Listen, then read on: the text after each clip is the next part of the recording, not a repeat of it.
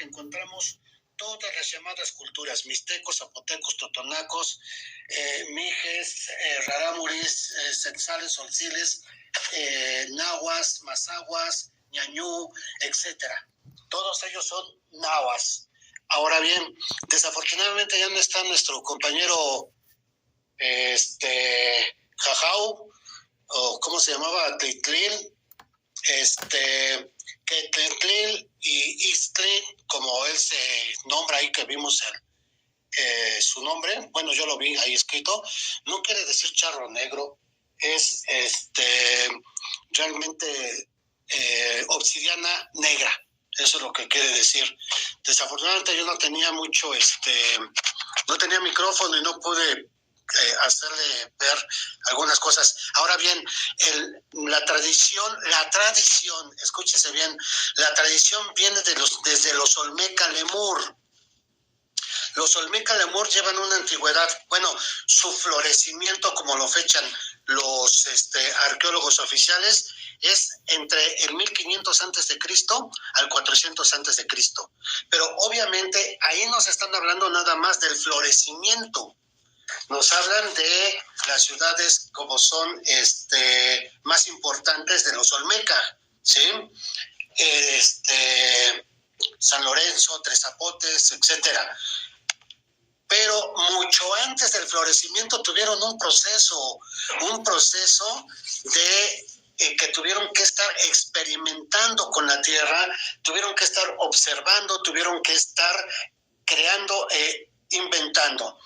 Ahora, los Olmeca ya tenían una escritura, ya tenían también numeración, ya tenían idioma, o sea, toda esta situación, o sea, una cultura ya existía aquí, no nos trajeron nada, y toda esta cultura se difundió en todo el Anáhuac. Ahora, los Olmecas nunca se han dado ningún vestigio o representación que indique que ellos llevaron a cabo batallas, combates o guerras. Jamás. De los mayas existen, de los mexicas también existen, pero no eran como las guerras que hoy conocemos. Ahora bien, vamos a encontrar nosotros que ellos tuvieron todo un proceso milenario, un proceso que se va aproximadamente a una antigüedad de 20,000 años antes de nuestra era, o antes de Cristo, 20,000 años antes, en los que llegan, se asientan, tienen que hacer todo un proceso de experimentación, otro proceso de domesticación, de caza, pesca, la agricultura, etcétera. Ahora, para la agricultura, cabe mencionar nada más, el maíz, ellos no lo conocieron como nosotros ya conocemos hoy el maíz. Ellos lo conocieron siendo el maíz un pasto, tuvieron que poner mucho conocimiento de ingeniería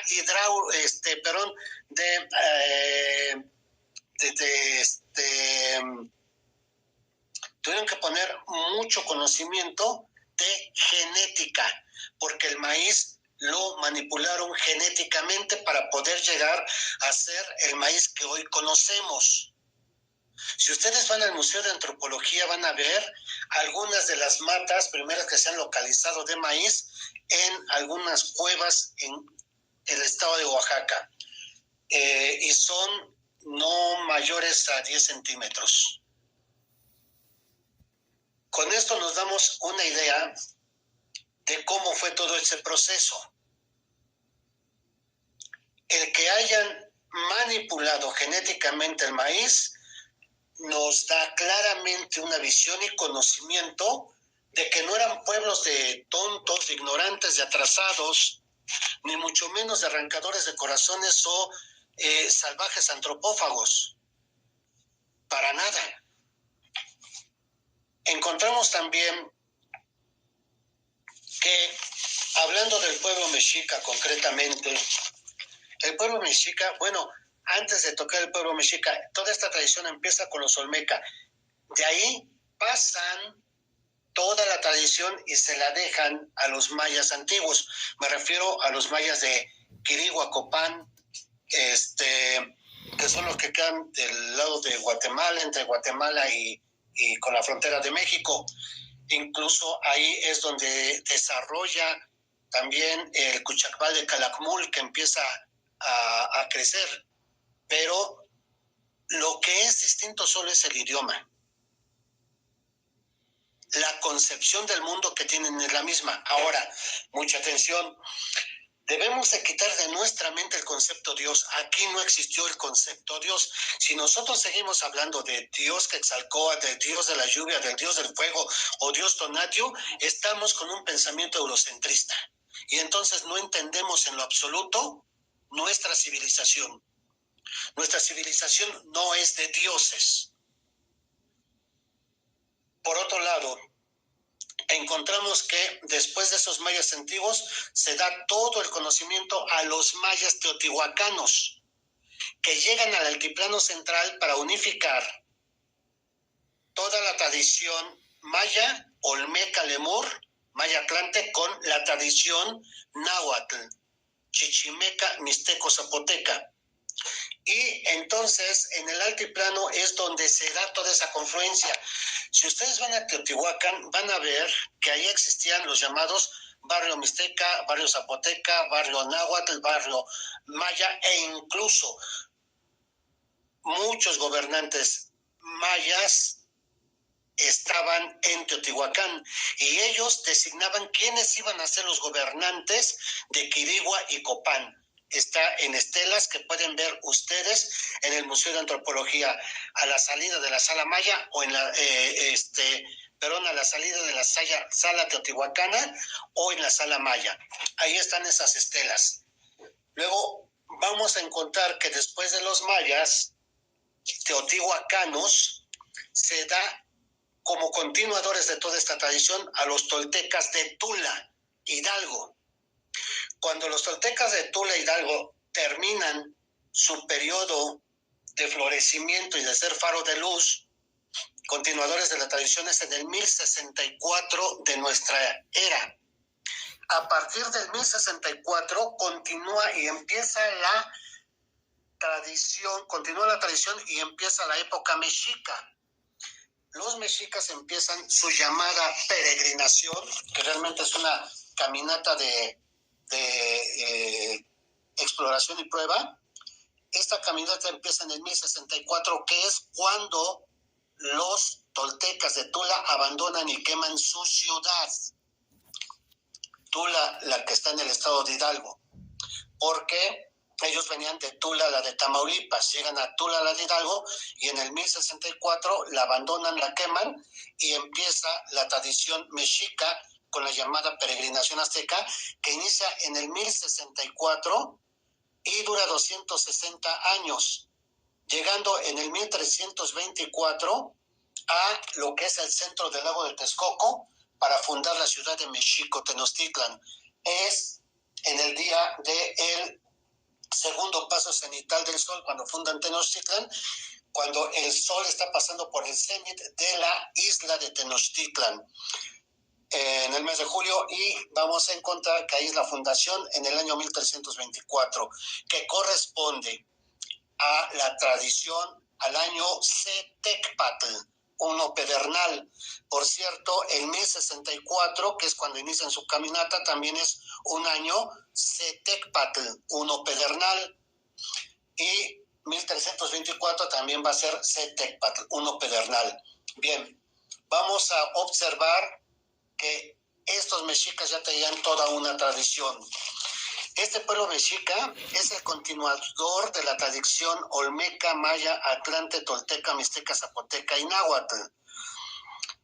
Fueron discípulos de toda esa tradición y se eligió a la nación náhuatl mexica Tenochca como la continuadora de dicha tradición.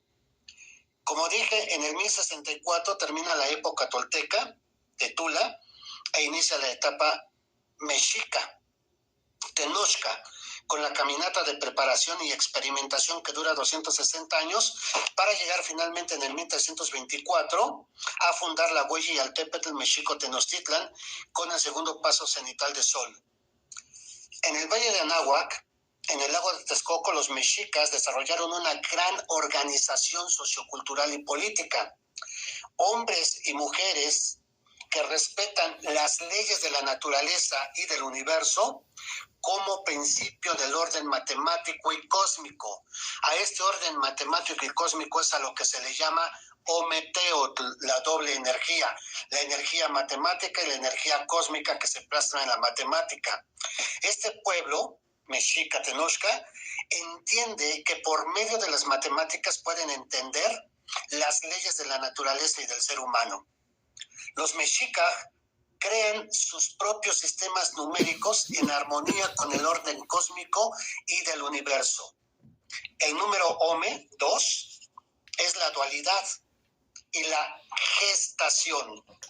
Los mexicas observan que en toda la creación siempre hay dos fuerzas energéticas complementarias y es a lo que se le denomina Omeyotl, la dualidad de la gestación, o dos en la gestación. Esto es la dualidad que se requiere para gestar. ¿Para gestar qué? Un nuevo ser. Y para gestar todo en el universo se requiere esa dualidad. El número Ome representa para el Anáhuac la unión de las energías complementarias para generar o crear cualquier cosa. Este principio de la dualidad se manifiesta en las personas, en la naturaleza y en el cosmos. En el ser humano hay dualidad complementaria: hombre, mujer, vida, muerte, cuerpo, espíritu. Tenemos dos hemisferios cerebrales, dos oídos, dos ojos, ¿sí? Dos fosas nasales, dos brazos, dos manos, dos piernas, dos pies, etc. La dualidad se ve siempre en nosotros. Y recuerden, el método científico de nuestros ancestros era la observación, pero primero la observación de nosotros. Así pues, como se da esta dualidad en uno, habiéndose observado a sí mismo, se da cuenta que en la naturaleza también existe dualidad. Y esa dualidad complementaria está en el frío y el calor, la lluvia, la sequía, el agua, el fuego. Vamos a observar nosotros que esa dualidad en el cosmos se mantiene con la materia y energía, día, noche, rotación y traslación, sol y luna, luz y oscuridad, etc. En el pensamiento anahuaca no se concibe el individualismo. Se dice que una persona, un ser, está incompleto hasta que logra su dualidad. Un hombre y una mujer son como dos números impares, es decir, solo son individuos aislados e incompletos. En cambio, al unirse, al complementarse, dan forma a una pareja, se vuelven una dualidad, forman una familia y con ello adquieren un rostro social, pero ya tienen también un corazón que les ha dado la comunidad. Así pues, entonces encontramos que cuando es unidad, cuando es uno solo, es incompleto y todos los números nones son incompletos. Algo que lograron encontrar nuestros ancestros es que se dieron cuenta que de la suma de números impares siempre se tiene como resultado un número par. Por ejemplo, 1 más 1 es igual a 2, 1 más 3 es igual a 4, 7 más 5 es igual a 12, 13 más 75 es igual a 88. Así pues, esta suma de números impares, al dar siempre un número par, nos da el concepto de la dualidad, de la completitud. El número Nahui, 4, representa a el orden universal. Así pues, vamos a encontrar nosotros que al observar la salida y la puesta del sol, los anahuacas establecen dos puntos muy claros de referencia. el oriente Tlahuistlampa y el poniente Cihuatlampa. Y al ubicar el norte Mictlampa y el sur Huistlampa, se obtiene una figura cuadrangular del cielo observable por donde pasa el orden astronómico. La figura cuadrangular que se dibuja en el cielo es la manifestación del número 4. El pueblo anahuaca reconoce que dentro de esta medida existe una energía ordenada y sutil. El número Nahui, 4, representa también al ser humano al formarse un rectángulo con sus extremidades. Si ustedes tiran línea de hombro a hombro, de hombro a pie, izquierdo, derecho, luego de pie a pie y luego hacia el otro hombro, se verán que hay un rectángulo con estas extremidades y cada extremidad tiene 5 dedos. 5 por 4 extremidades son 20 en total, que es el Sempoali. Este número representa a el hombre, pero también representa a el Pantli o bandera, que junto con el hombre, el Pantli sostenido por la mano del hombre, representa a la energía sutil ascendente que parte de la planta del pie izquierdo hacia el corazón, del corazón al hombro izquierdo, de ahí a la mano al Pantli y se va hacia el cosmos. Esto es la energía sutil ascendente que viene del corazón de la Madre Tierra, que es nuestra Totlalnantzin, y va hacia el corazón del centro de nuestra galaxia. Dicha energía sutil ascendente florece del lado del corazón, y esto es cuando el ser humano ha alcanzado la plenitud de valores de cualidad. Esto es importantísimo para nuestro pueblo ancestral, los valores de cualidad. ¿Cuáles son esos valores de cualidad? Uno, nos lo ha repetido hasta el cansancio nuestro presidente: ser honesto, honestidad, honestidad, honestidad. Si el número 2 representa la unión de los complementarios necesarios para la gestación, esto es la unión de mente y emoción también, el número Nahui 4 representa la unión ordenada del universo. Así, de la unión de los números impares se forman números pares o completitud.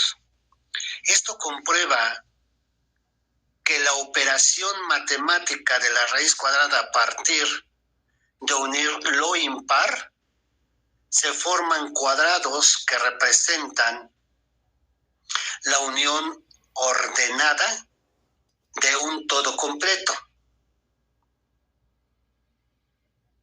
Esto es, si nosotros sumáramos 7 más 5 más 3 más 1 o 1 más 3 más 5 más 7, nos da el 16, que es una unión ordenada, un todo completo. Y así en ese todo completo, en esa totalidad, en ese cuadrado, nos señala que tenemos 4 estaciones en el año. Esto es, aquí no se le llamaban estaciones, aquí se llamaban soles, que corresponden a 2 equinoccios y 2 solsticios. 4 puntos cardinales base que se unen con los pasos cenitales, que es el centro, el equilibrio. 4 fases de la luna. ¿Cuál es entonces el simbolismo de los primeros 4 números en la cosmovisión anahuaca? Pues que todo es armonía. Esto es, todo es náhuatl, porque náhuatl traducido a nuestro español significa armonía.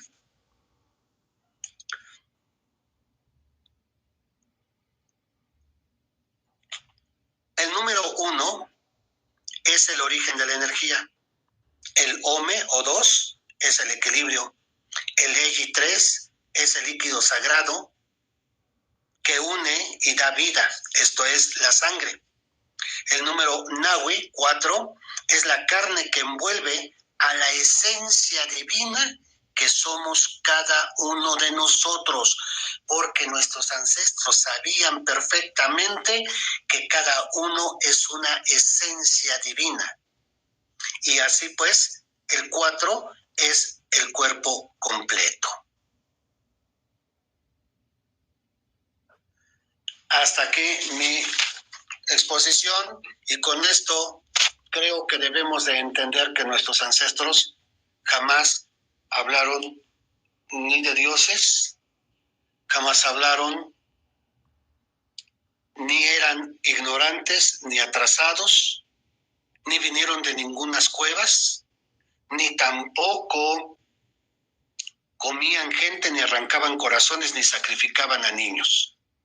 Todas esas son patrañas para desprestigiar la grandeza del rostro y el corazón de un pueblo noble, de un pueblo maravilloso que somos nosotros. Y este pueblo de Anáhuac debemos entender que debe regresar a mantener esa dualidad, esa trinidad y esa completitud en la cuatridad. Y todo mantenerlo en el quincunce, el 5, el equilibrio. Bien, hasta aquí, disculpen si me extendí. No, muchas gracias, Agustín. Al contrario, estoy muy agradecido por esa participación. Y quiero complementar antes de dar la palabra a Ricardo. Sí, el 4, es el 4 y que se complementa con el 5, es decir, tetragramatón, ¿verdad? El tetragrama, 4 letras sagradas, voy a decirlo, de Dios. Es que no tenemos otra más como entendernos, Agustín, en estos tiempos.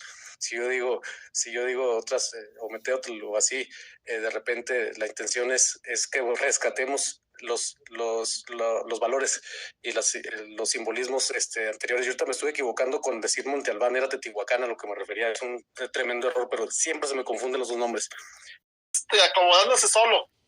Fíjate que tengo 3 puntos para tocar ahora mismo. Punto número 1. Lo definitivo, lo de la deshumanización del enemigo es algo normal del europeo, para traer, para motivar a sus propios ciudadanos a la guerra, para que vayan a pelear contra otra persona. Lo seguimos viendo hoy día, que fulano tiene armas de destrucción masiva, que Mengano es un terrorista, que Perengano hace esto, y siempre para la motivación a la guerra se deshumaniza al enemigo. Esa es una táctica humana muy vieja y ya muy trillada, y fue lo que hicieron exactamente con los pueblos originarios aquí de América, o del continente, pues, como de Anáhuac. Ellos fueron los que usaron esa técnica, pero sí, yo también coincido, es algo, o sea, es algo irreal, ni sin ningún sentido, y lo veo como lo siguen utilizando, entonces entiendo que para nada que ver, es solamente una técnica de deshumanización para poder traer a los soldados que se animen a venir, a cruzar el mar, a dejar a su esposa, a dejar a sus hijos. ¿Por qué? Porque tienen la mente envenenada. Ya les envenenan la mente contra otro hombre que ni conocen y ya quieren matarlo porque van a venir a fregar a sus hijos cuando el que les está diciendo eso nomás tiene una lengua de víbora que les está echando un veneno en su mente y los está destruyendo. ¿Ah? Entonces, ese es mi punto. El otro punto, sí, yo estoy completamente de acuerdo que no hay nada, no hay dioses, fíjate. Y lo que tú dices es muy revelador, Agustín. Lo que acabas de decir es muy revelador para mí, porque yo tengo unos años que dejé de creer con cualquier dios, y yo les recomiendo a todos que este es un acto liberador, que no tienen la idea de lo que les va a pasar cuando dejen de creer en esos dioses, en esos libros, en esas Biblias. Es un acto liberador que no tienen la idea. ¿Por qué? Porque entonces ya te entiendes a ti mismo con el espacio que te rodea. Te entiendes a ti mismo y tomas la responsabilidad. Y ya la responsabilidad ya te hace entender que no tienes que hacer el mal. ¿Por qué? Porque ya no hay un Dios responsable que te va a perdonar. A quien tienes que pedir perdón es a tu víctima, pues. Ya cuando entiendes que no hay ningún Dios, entiendes que el daño que le haces a la otra persona, o al otro ser, un animal, un perro, un gato, lo que sea, ya entiendes, ya no hay ningún Dios que te va a salvar. Y cuando te vayas, quizás no sabemos a dónde nos vamos a ir, pero que eso es tu legado, y tú escoges el legado. Entonces ya cuando te liberas de ese de ese falso perdón que alguien te va a otorgar, que ni sabes, si te liberas de eso, te vuelves más condescendiente. Pero ya sabes, entiendes que no tienes que matar a nadie, no tienes que golpear a nadie. Yo soy muy, ustedes me conocen, yo soy muy hablador, muy de lenguaje, soy muy atrabancado, pero yo soy capaz de pegarle a alguien. Ya que entendí eso, ya yo me soy capaz de de golpear a nadie. Entonces, a menos que, claro, me quieran golpear, pues sí me tendría que defender, pero obviamente yo busque andar agrediendo a las personas para nada. ¿Por qué? Porque ya me entiendo a mí mismo, con mi entorno y mi responsabilidad que tengo para con los demás, para con mi comunidad, ¿verdad? Entonces, sí, yo también estoy de acuerdo que no había ningún dios ahí, y cuando dejas superas esa situación de los dioses, te digo, entras en una armonía muy fuerte con tu entorno. Fíjate, logré inclusive perdonar a la mamá de mis hijos. O sea, tuvimos sus pleitos de 15 años de cortes que nos dábamos por todo en la corte, y ahora es mi mejor amiga. Amiga, su novio es mi amigo, no me importa, ya estoy en paz.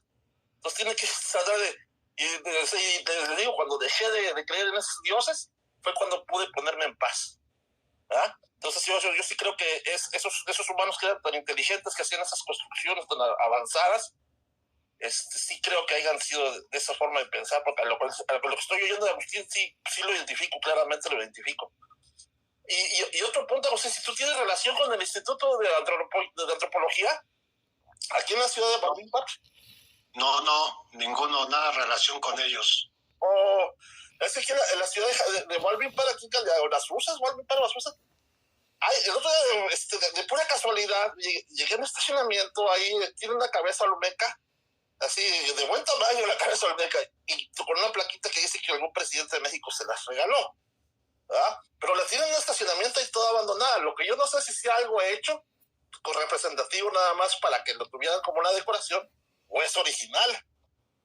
Eso sería bueno investigarlo, que si esa cabeza olmeca es original, debería regresar a México. O sea, esa la tienen ahí abandonada en un estacionamiento así llena de hojarascas, que ni caso le hacen. Aquí ni caso le hacen. Yo me quedé así como que, ¿qué hace eso ahí? Y tenía su plaquita y todo, fui a verlo, y es en un lugar que créeme que no tiene ninguna importancia. Es como un centro comercial así, de oficinas así, sin ninguna importancia, una gasolinera ahí. No tiene importancia dónde está. Y ni nadie la pela, nadie le hace caso. Y entonces yo digo, si es original la cosa esa, pues sí tiene que regresar, ¿verdad? Porque pues aquí no está haciendo nada. Esa sería mi participación hasta ahora. Gracias, Agustín, es muy enriquecedora tu plática, muy enriquecedora. Gracias. Sí, no, gracias. Menciona Ricardo, y tienes mucha razón, hay que dejar de creer en Dios para comenzar a pensar en Él. Creer en Dios no sirve, porque es más fácil creer que pensar. La creencia es muy chiquita y el pensamiento es inmenso. Así pues, yo no creo en Dios, yo pienso en Dios. Yo no creo en Dios porque la creencia no se puede discutir, y algo que no se puede discutir no se puede mejorar. Y el pensamiento, cada que se discute, se mejora. Una persona que cree está aquí en la tierra y su creencia aquí se queda. El pensamiento lo activas, se va al universo, al infinito, y es cuando tienes contacto realmente con la fuente de vida. Interactúas con él. Pero la creencia es tan mala porque toda la gente que cree y espera. Sin embargo, la gente que piensa y actúa. No se queda a esperar. Entonces, hay que pensar y actuar y no creer y esperar. Cada que hacemos algo, no estamos creyendo. No creemos que vaya a venir alguien de allá del cielo aleteando a ayudarnos. No. Estamos pensando en que lo estamos haciendo y tenemos todo para lograrlo. Además, la creencia es muy ambigua. La gente solo cree cuando necesita a Dios, a los santos, a los ángeles o aquello en lo que cree. Por eso es que los pueblos creyentes crecen muy poco y los pueblos pensantes se desarrollan enormemente. Y todo esto que les acabo de compartir ahorita fue algo que dijo en una ocasión Albert Einstein ante los dueños del mundo, los Illuminati y los masones, cuando fue invitado a dar una plática con ellos. Entonces, eso es muy cierto. Nuestro pueblo, antes de la llegada de los invasores españoles, era un pueblo pensante, actuante. Si no, nada más pónganse a pensar en lo que fue Mexico Tenochtitlan. Y no tan solo Tenochtitlan, porque hubo muchas otras ciudades sobre el lago.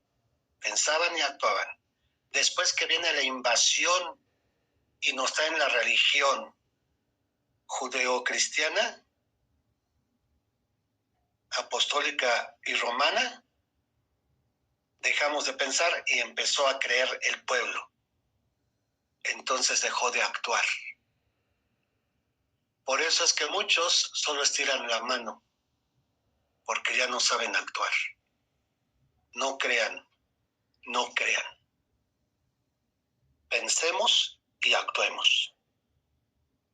Es cuanto. Sí, el que crea en sí mismo, a sí mismo se crea. Sin embargo, eso no quita que yo en mi creencia, bueno, prefiero también creer, pensar, imaginar y crear. Y de la misma manera discernir, digerir, pero llegar hasta el punto de el sentimiento. El sentimiento, del sentimiento nace la voluntad, de la voluntad nace la acción. Y sin la acción no hay peso y forma y medida para las cosas físicas necesarias del planeta y de aprendizaje. Cuando aquí venimos a pasar una prueba, vamos a decirle de alguna manera, es más que nada la recolección de datos a manera de información en como vehículo la experiencia, en el sentimiento. Del sentimiento surge todo y del todo nos viene la imaginación. Si entendemos el todo por todo, pues a lo mejor estaremos empezando a entrar en un círculo. Pero si nosotros utilizamos el cerebro mortal para imaginar, para diseñar, para soñar, para recordar, para generar una opinión, tan solo eso, una opinión, ya estarás tú siendo creador y no serás creado. Pero no quita el hecho de que tenemos padre, madre y creadores y que determinaron un plan en conjunto con nosotros para venir a ocupar esto que se creó. Este planeta se creó con una misión, con una intención de nuestro aprendizaje. Dije ahorita las escrituras de nuestros ancestros, cómo es el Génesis según ellos y cuál era su objetivo. El asunto es que pareciera que fuera un asunto de ego, por querer ser alabados, y eso lo vivimos día con día. No aceptamos errores, no nos agachamos ante nadie, no pedimos disculpas, ni siquiera damos los buenos días. Se caen unas costumbres que nos puede regalar una sonrisa, amabilidad y cosas de ese tipo. Es una guerra de egos, esa es la batalla del guerrero águila, del guerrero jaguar, el guerrero espiritual, pues. Ahorita que mencionaba que cambiaron las reglas cuando llegó Tlacaelel, yo les recomendaría que leyeran El Azteca entre los Aztecas. Es un libro que muestra gran parte de la historia de la última, de lo que más se recuerda. Y les digo yo, claro que jamás se tiene que tener esperanzas en algo y la esperanza mata. Pero también no se le tiene que quitar a la gente nada se tiene que quitar. Aquí se trata de respetar el libre proceso de aprendizaje de todos. Estoy dando mi opinión, ¿verdad? Cuando en otras partes no se aceptó al supervisor de nuestro universo, llamado Jesús o llamado Quetzalcóatl, no lo aceptaron, por lo contrario, pues ya sabemos lo que le hicieron. Acá en México se esperaba con una profecía desde que se empezó esta civilización a manera de ya las generaciones después de los olmecas. Se esperaba tanto que cuando vino aquí, y que anduvo por Tula, sí, y que lo hicieron gobernador, en donde dejó instrucciones precisas y claras para lo que vendría siendo la corrección o correcciones de lo que se tenían por preceptos antiguamente en las diferentes culturas que se tenían acá. Sí se contó con una obediencia muy grande y se contó con la esperanza de que llegara. Después se fue, jurando que volvería. Dentro de las tonterías que nos enseñan en las escuelas y todo esto, hay pedazos de verdad, que cuando vinieron estos disque dioses, no es cierto que se les trató así. Sin embargo, tal vez sí pudieron haber esperado que hubiera venido. Como dije, somos hijos de una familia y si creemos en esto que se dice que se nos ha venido modificando cada vez más para el dominio, las religiones. Si venimos de uno de los creadores justos, como lo son, como se dicen ser, pues han existido por siempre, como nosotros que somos eternos, existimos antes, existimos hoy, existimos mañana, siempre. Si nos fijamos en ese tipo de cosas, algunos tienen el derecho a creer, otros no, pero están las similitudes casi exactas porque salieron de la misma persona. Una persona que vino como humano y que anteriormente se decía en la leyenda, en las escrituras de nuestros ancestros, que vino, bajó al Mictlán para recoger los huesos de los cuales iba a restaurar al humano. Así es como lo dice más o menos, no estoy muy seguro, pero en la religión dice que vino, venció la muerte para darnos la vida. Bueno, se respeta todas las opiniones aquí. Sí, decir Dios, aquí no existe ese concepto, sino aquello por lo que todo vive, y aquello por lo que todo vive, algunos lo interpretan de una manera y otros de otra. Se respeta porque mientras tú lo sientas, cuando tú sientes, sentirlo, pensarlo, sentirlo, digerirlo, convertirlo en acción, convertirlo en esa guerra interna, entonces pues estarás más cerca de un aprendizaje más sano, por así decirlo, ¿no? Pero igual, si el aprendizaje que tú quieres obtener es a través de la duda, de la pregunta, de tu razonamiento, y todo eso está perfecto. Todos necesitamos la manera de aprendizaje que nosotros diseñamos antes de venir aquí a este planeta. Hicimos ese plan y es la forma en la que vas adquiriendo tu conocimiento y lo que piensas hoy no va a ser lo mismo que piensas mañana, porque el hollín o el movimiento, eso significa el movimiento eterno, perpetuo, la perpetuidad. Ese movimiento es lo que mantiene viviendo la misma fuente de la que venimos. Entonces, pues, es un conjunto de un todo, como dije. La intención propia, personal, digo, en mi opinión, es dejar en claro que lo que existió o lo que nos han quitado y que lo han amañado y lo han puesto a disposición de los poderes fácticos o de dominio, pues ha sido cortado ante nuestros ojos, lo han seguido haciendo, y que tenemos que dejar las cosas claras y en la luz, que salga toda la luz, que América siempre fue parte de ese plan de esos creadores, que América siempre ha estado ahí y que fue antes, incluso me atrevo a decir que los orientales, o también lo más lógico al mismo tiempo, ¿no? Y hay que sacar toda la verdad a la luz, que estemos más informados y pues nunca se debió de ocultar, para que todo el mundo saque sus conclusiones, porque nadie puede cambiar de pensamiento a otra persona, ni tiene el derecho ni lo va a lograr jamás, ni a sus hijos. Los hijos nada más nacen para como el plan que se tiene para que sigan energías encarnando y pasen por su proceso de aprendizaje, ya sea que vengan reciclados de reencarnación o por primera vez vengan aquí. Pero nuestros hijos son todos los niños, a lo mejor, para que me entiendan. Somos de una familia y el respeto al derecho ajeno es lo que va a prevalecer en el aprendizaje de cada persona. El mal y el bien son parte de lo mismo, y también todos nosotros. Adelante, Ricardo, ya para cerrar. No sé, doctor, también después de Ricardo, Ivonne, o cualquiera que quiera hacer su participación a conclusión. Fíjate que sí es bien interesante. Hay muchos temas de que todas las culturas antiguas tienen una recurrencia al cielo, una recurrencia a hablar de dioses en el cielo.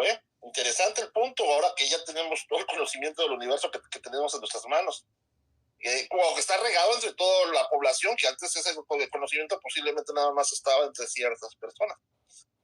Entonces, hablando de eso y viendo el universo que tenemos y las posibilidades que existen, allá nos metemos otros temas más tenebrosos y escabrosos, no tenebrosos y escabrosos, sino más profundos, de que existe la posibilidad de que en realidad nuestro origen no sea en este planeta, sino sea en otro planeta. ¿Ah? ¿Por qué razón? Porque pues el universo fue creado hace miles de millones de años. Nosotros, si acaso, tenemos unos 10,000 años de historia o 20,000 años de historia en este planeta. ¿Ah? Entonces este planeta también se creó hace millones de años. Estamos hablando de una fracción de tiempo gigantesca. Nosotros ahora mismo hemos desarrollado, de haber estado incomunicados, de haber ido poco a poco conociendo el mar, conociendo el cielo, aprendiendo a volar por nuestros propios medios. Hemos ido encontrando los porqués del universo nosotros mismos, y estamos ahora mismo en la posibilidad de viajar hacia afuera de nuestro planeta. La tenemos enfrente, esa posibilidad. Quizás nuestros hijos la van a ver, ¿verdad? De viajar hacia otro planeta. Entonces, en ese desarrollo del tiempo que tenemos nosotros, la mente humana, en ese desarrollo que tenemos, es posible que hay otros planetas en este universo, que hay culturas de seres inteligentes como nosotros, que ya tienen más millones de años de existencia. O sea, que ellos ya pueden viajar libremente por el universo, cosa que nosotros también vamos a lograr en algún tiempo. Eso seguro, Ricardo. Ya tenemos todas las bases científicas, las tenemos ya. Ya nada más falta acomodar bien las cosas, pues las bases científicas ya casi están todas.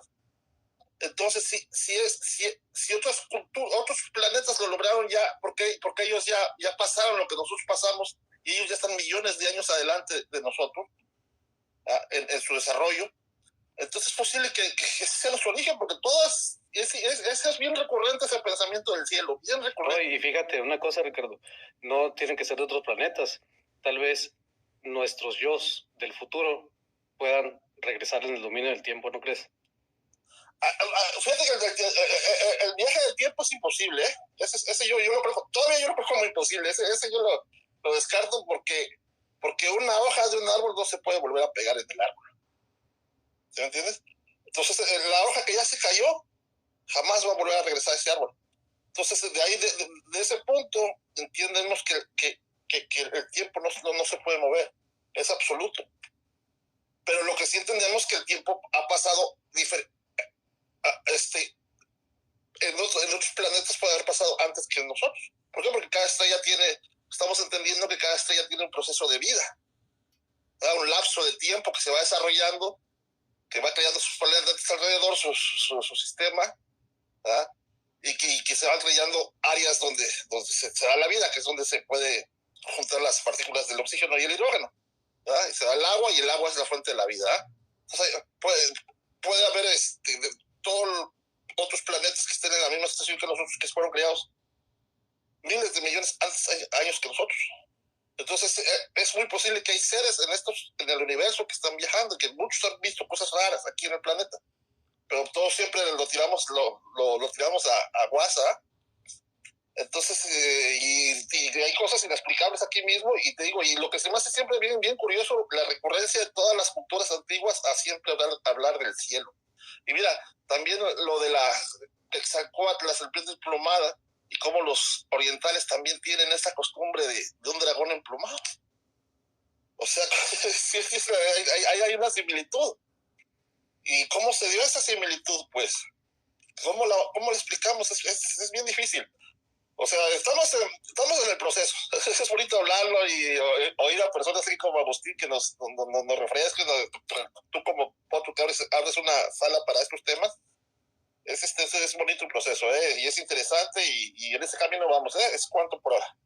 Sí, no, y venimos de un lugar donde no existe el tiempo, ni limitación, todo es eterno, y todo siempre ha sido eterno, y siempre ha existido y va a seguir existiendo, y donde pues se dominan los elementos físicos, o se domina la materia. Y sí, lo que sí creo es en una dimensión más allá, en eso sí creo. Sí, es la manera en la que se puede viajar en el tiempo. Sí, entenderlo, está pesado el asunto, y sí, pues ahí hay unos agujeros negros, ¿verdad? Hay cosas que se replican aquí en la Tierra también. En la nada, en el vacío, se crea el todo. En el vacío donde no existe nada, se crea el todo. Y eso lo tengo comprobado yo por cuestiones de mi trabajo. Así como el carbón, la materia más inepta, por así decirlo.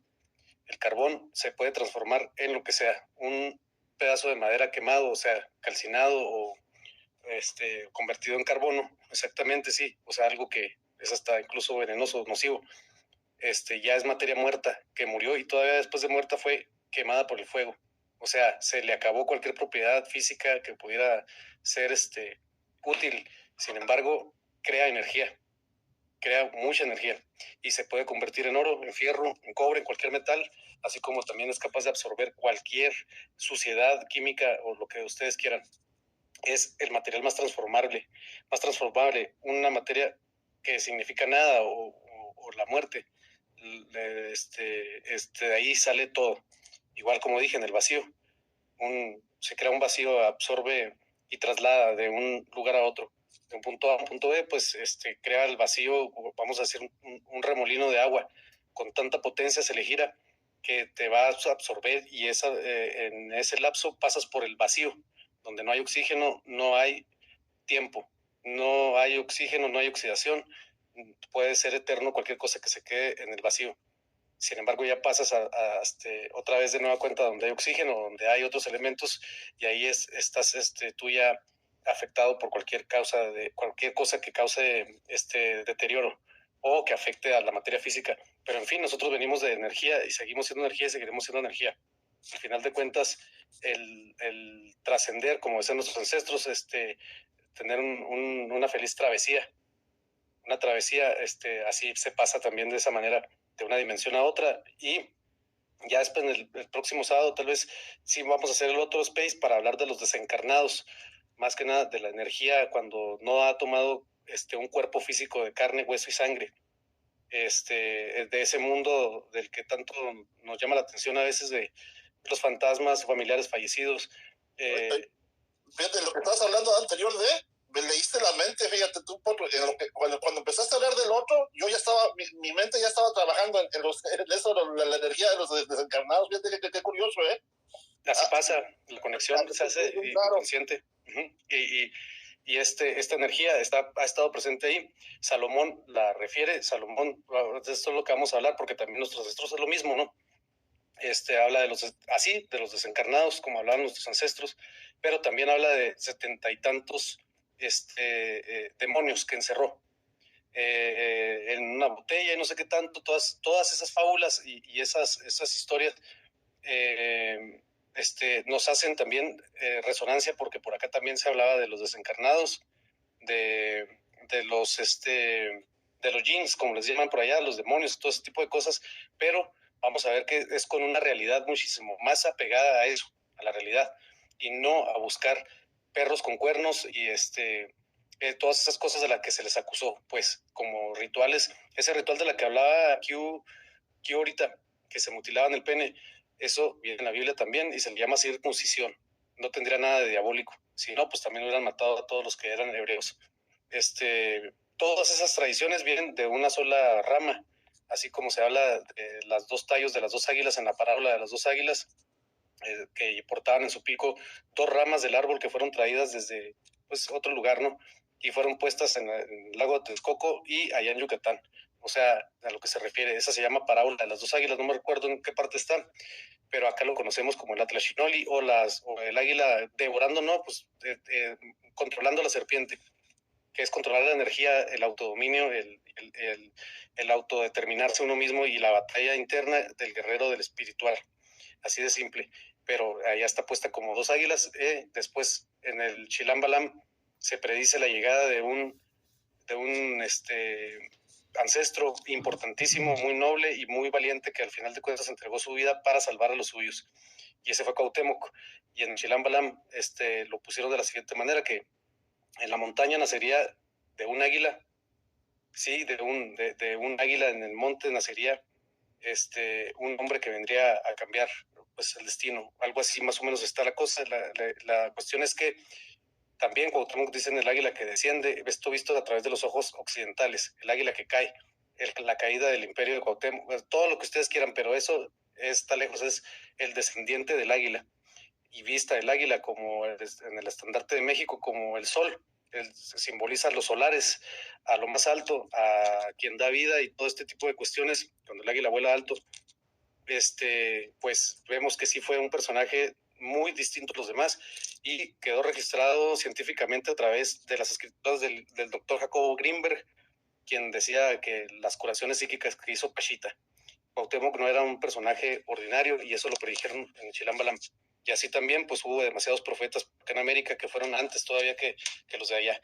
Pero ya lo veremos el próximo sábado, todo este asunto de los desencarnados, la energía, las energías que llevamos dentro, que van a volver a su estado ya con una forma física que es la que adquirimos al venir a ocupar un cuerpo de carne y hueso. Se decía también por ahí en las enseñanzas, también como Salomón decía, la materia de este planeta viene a tomar forma física cuando se le da peso y medida. Esto quiere decir que cuando se hace físico propio de este planeta, necesita las propiedades físicas para ocupar este planeta, que son la materia a manera de forma, peso y longitud. Entonces, pues de esa manera vemos que hay muchas similitudes. Ahorita decía Agustín, el cuadrado perfecto, lo que representa al cuerpo cortado en 4 partes, como los brazos o las piernas, sí se complementan con la quinta, con el pentagrama, ¿no? Con la quinta, el 5, el quincy, dijo por ahí Agustín, que es la cabeza, y ahí se guarda todo el fuego y se guarda todo esto, y lo vemos ahorita.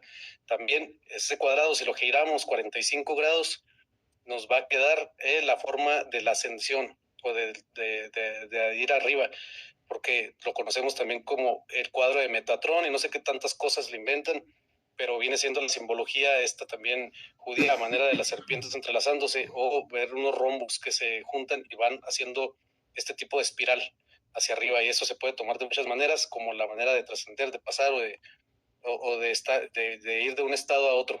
Esto en cuanto a lo espiritual o conocimiento, pero pues se puede tomar de muchas cosas. Giramos eso y tenemos una pirámide que está ubicada en el oriente perfecto, para la salida del sol. Esto lo tenemos ahí en el DF y está en el Templo Mayor. Pero bueno, pues fue un gusto estar con ustedes y haber compartido aquí todo. Les agradezco muchísimo por su atención y si gustan aquí nos estaremos mirando el sábado que viene. Ivonne, doctor, no sé si Kibu también quieran agregar algo, pues estamos aquí y les agradezco muchísimo por estar aquí. Ricardo, Agustín, gracias también. El maestro Agustín ahí está para cuando gusten a sus visitas guiadas al Templo Mayor, válgame, te digo, Agustín, se me va el nombre, hombre. Yo iba a decir que Monte Albán otra vez. Bueno, hace visitas guiadas al centro, al Museo Antropológico, sí, antropólogo.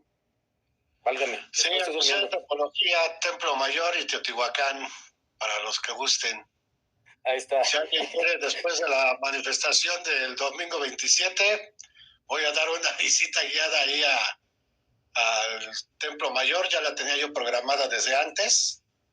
Si alguien está aquí en Ciudad de México, voy a dar esa visita guiada 10 de la mañana. También haces guías de meditación guiada, ¿no, Agustín? Y vendes tamales también no curas como Pachita también.